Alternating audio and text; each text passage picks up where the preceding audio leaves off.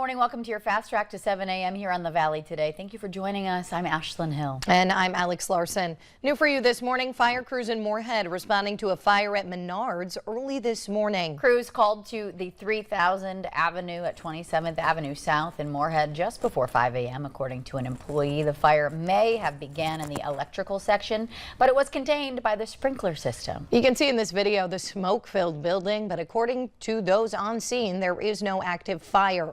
Our reporter who was there says fire crews were working to vent the building with fans to remove the smoke. It's unknown at this time what the official cause is or the extent of that damage inside Menards. We have reached out to officials for more information. A sentencing date has been set for a high-risk sex offender in Jamestown, accused of holding a teen girl against her will for weeks and sexually assaulting her. Loring Rush is now charged in Stutsman County with 8 counts, including corruption or solicitation of minors, promoting a sexual performance by minor, false imprisonment, and harboring a runaway. He has pleaded guilty to all but one charge. According to court records, while staying with Rush between May 23rd and June 9th, the victim said Rush would give her alcohol and drugs and rape her. Police say the girl was returned home after more than 2 weeks. Rush was arrested 3 days later. He's set to be sentenced on November 5th.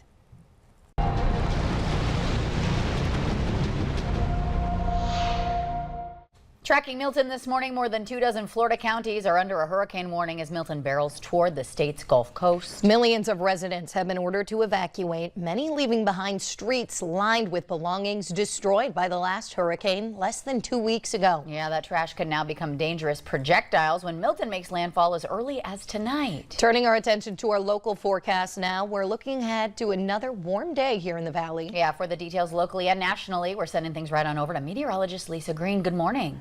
Good morning. Well, I just want to give you an update that just came in on Milton. Here's some good news. It has decreased in intensity. It's back down to a Category 4 hurricane now, with winds down to 155 miles per hour. That's only a 5-mile-per-hour drop, but it's nice to see it's coming down a little bit.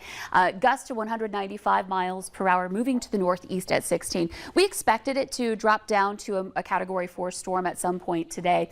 And again, that's moving toward that Tampa to Fort Myers coastline, where we expect to see that eye make its landfall later tonight and into early tomorrow. Already feeling the impacts from it. This pink box that you see here on the peninsula, that's a tornado warning. So those outer bands from this storm already making their way onto the coastline of Florida and even inland in some of these locations. So the impacts will only worsen as the day goes on, and we'll continue to be tracking this for you throughout the day today. Let's take a look at the valley. It is a lot quieter. We've actually got a really pleasant day ahead of us here in the Dakotas and Minnesota. You can see radar and satellite showing nothing in the valley. It's clear. We've got a really pretty sunrise starting up for us here this morning. Fargo's at 52 degrees, wind out of the south-southeast at 11, Moorhead at 46. It's a little warmer than yesterday's chilly numbers that we experienced, especially in the east. And in Grand Forks, similar range of temperatures, 49 degrees, wind is out of the south at about 9 miles per hour. That wind does pick up today, so it does get more breezy, but it's a south wind that's going to be partially responsible for helping to warm us up, along with a little October sunshine too. Temperatures getting into the 70s this afternoon, so not bad at all out at the bus stop. And taking a look at your forecast again beyond today, a high of 79 today, 85 on Thursday. Enjoy it while it lasts, because we've got a 20-degree drop on Friday and even some rain coming up on Saturday. You know, we need the rain. I'm okay with the cool down. I'm just going to enjoy the next couple of days, I think. Exactly. You know, we know that cooler weather is going to come eventually, and it's not a huge, I mean, it's a big drop from potential record highs tomorrow, but it's still going to be typical what we expect in October. Yeah, nice. You got it. Thank you, Lisa. Well, it may only be October 9th, but what the heck? We can celebrate Halloween a little bit early. Yeah. This Saturday, you can bring your little ghouls and goblins trick-or-treating amongst the animals for Boo at the Zoo. And that's where we find the Valley Today's Tatum Miller this morning, live at the Red River Zoo, giving us a sneak peek of all the spooktacular events. Good morning, Tatum.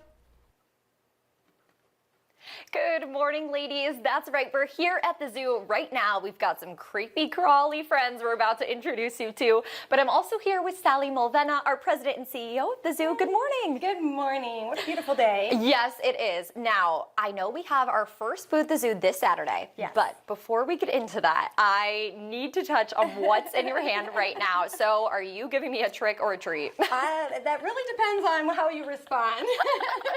So what I thought I'd do today is just kind of showcase some of our education animals. And so in our little trick-or-treat bucket, we should see what we've got here. This is one of the animals that our education department will be taking out this weekend to give the kids an up-close view of some of those animals, but also to talk about them and their important roles, all the various education animals, the important roles that they play in the environment.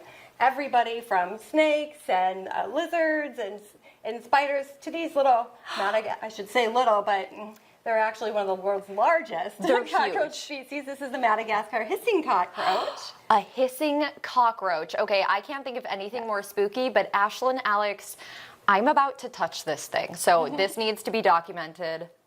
Oh, look at that. He didn't even hiss. Oh my goodness. He was talkative this morning. We heard him hissing. Yes. They actually have 4 different hisses, if that makes sense, which is really weird. I wouldn't have even thought that, But after learning more about them, they have 4 different ones. They have a courtship hiss. They have kind of a threatened hiss. The males have a combat hiss. We want to stay away from those ones. Yes. And exactly. So here at the zoo, we do a lot of work with our animals through operant conditioning, and it's a very slow and gentle process to make sure that all of the education animals that might be going out to schools, nursing homes, and be around the public are not afraid and very comfortable. So they'll be out this weekend here at Boo at the Zoo, in addition to all the other fun, spectacular stuff. Absolutely. So we've got education, we've got fun. You're going to want to head out here this Saturday. But if not, we have 2 other dates that Ashlyn and Alex will tell you about.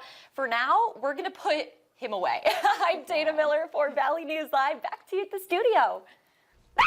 Yeah, you are a brave girl, Tatum. Oh my God, no. A little too creepy crawly for my taste. But hey, great work this morning, Tatum. Thank you for that live look. And again, if you can't make it out this weekend, Boo at the Zoo has 2 other dates, October 19th and the 26th.